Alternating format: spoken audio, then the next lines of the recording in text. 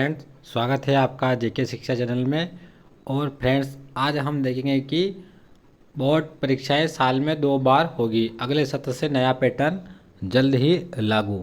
तो हमने देखा कि जो नई राष्ट्रीय शिक्षा नीति आई है उसके अनुसार अब हर राज्य सरकार और केंद्र सरकार में 2 प्रकार की परीक्षाएं बोर्ड रूप से होंगी। अभी तक हमारे जो राज्यों में है, देखिए हमारे यहाँ केंद्र सीबीएसई पैटर्न पर देखे तो अभी तक जो है वह एक ही बोर्ड परीक्षा का आयोजन किया जा रहा था। लेकिन अब जल्द ही 2024 के अंतर्गत जो शिक्षा नीति जैसे ही चेंज होगी तो यह पैटर्न जल्द ही लागू हो जाएगा। तो देखिए हम क्या बड़ा बदलाव जल्द ही नई राष्ट्रीय शिक्षा नीति के तहत सरकार की तैयारी।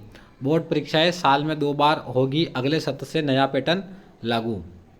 देखिए इस न्यूज़ है जो कि अभी न्यूज़पेपर में आई हुई है। तो हम देखते हैं कि देखिए इसको पढ़ते हैं। साल में एक बार होने वाली बोर्ड परीक्षा में बदलाव होने जा रहा है। नई राष्ट्रीय शिक्षा नीति को लेकर बुधवार को हुई एक अहम बैठक के बाद केंद्रीय शिक्षा मंत्रालय ने बताया कि पूरे देश में बोर्ड परीक्षाएं अब साल में 2 बार होगी। इस कदम से छात्र छात्रों को अच्छे अंक हासिल करने का मौका मिलेगा। एक तो प्लस पॉइंट यह है कि हमें बार बार बोर्ड के अनुसार हम साल में अंत के समय में ही पढ़ पाते, जबकि अब 2 बार होगी तो हमें 6 महीने के अंतर्गत इस प्रकार बोर्ड एग्ज़ाम में बैठने का मौका मिलेगा और अच्छे अंक प्राप्त करने का मौका मिलेगा। तो केंद्रीय शिक्षा मंत्री यहाँ धर्मेंद्र प्रधान के मुताबिक नई राष्ट्रीय शिक्षा नीति 2020 के तहत बोर्ड परीक्षाओं का नया ढांचा तैयार हो गया है और 2024 के शिक्षा सत्र में किताबें भी इसी के अनुरूप तैयार होगी। यानी कि किताबों जो बुक्स आती हैं अभी उनमें भी बड़ा परिवर्तन होगा।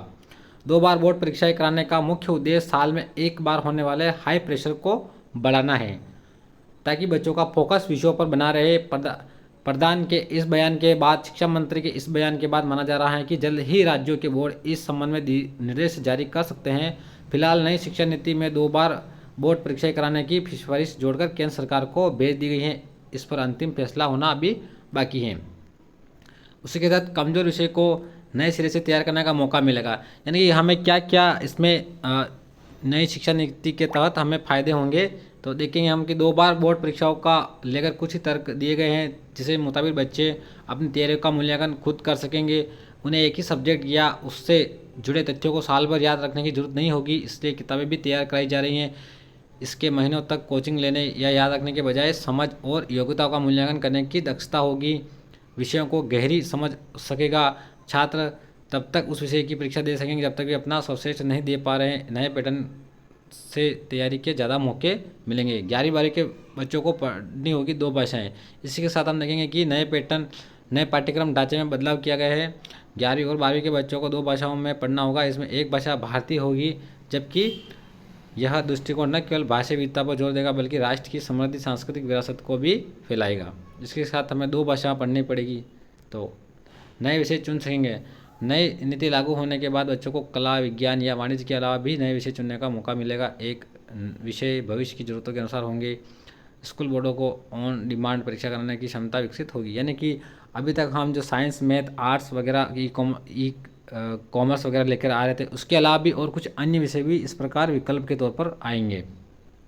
3 राज्य इसके खिलाफ। अब हम देखते हैं कि इस शिक्षा नीति के तहत अभी हाल ही में कौन से ऐसे राज्य हैं जो इस शिक्षा नीति को नहीं अडॉप्ट कर रहे हैं, नहीं मान रहे। तो इनमें से देखेंगे तमिलनाडु, केरल की सरकारों ने भी पहले ही नई राष्ट्रीय शिक्षा नीति को लागू करने से मना कर दिया है। कर्नाटक भी इसी दिशा में आगे बढ़ रहा है।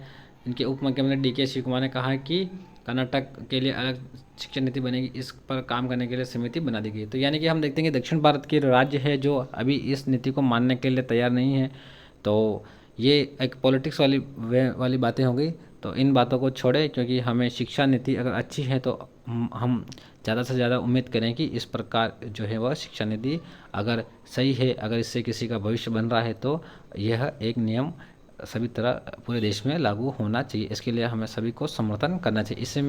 इसमें इसको किसी भी राजनीतिक या किसी पार्टी से जोड़कर इस चीज़ को नहीं देखना चाहिए, बल्कि बच्चों के भविष्य की ओर ध्यान अग्रसर होना चाहिए, ताकि बच्चे जो हैं वह राष्ट्र का निर्माण कर सके। तो इसी आशा उम्मीद के साथ साथियों, आप सभी का धन्यवाद वीडियो को देखने के लिए। और जल्द ही अगले साल अगले सत्र के जो है वह 2 बोर्ड परीक्षाओं का आयोजन देखने को मिलेगा। तो आप सभी का धन्यवाद साथियों। जय हिंद, जय भारत। जल्द ही हमारे इस प्रकार की छोटी छोटी खबरें और अन्य शिक्षा से जुड़ी हुई और प्रतियोगी परीक्षा से जुड़ी हुई खबरों को जानने के लिए हमारे चैनल को सब्सक्राइब जरूर करें और इसे अधिक से अधिक ग्रुपों में शेयर करें। धन्यवाद। जय हिंद, जय भारत।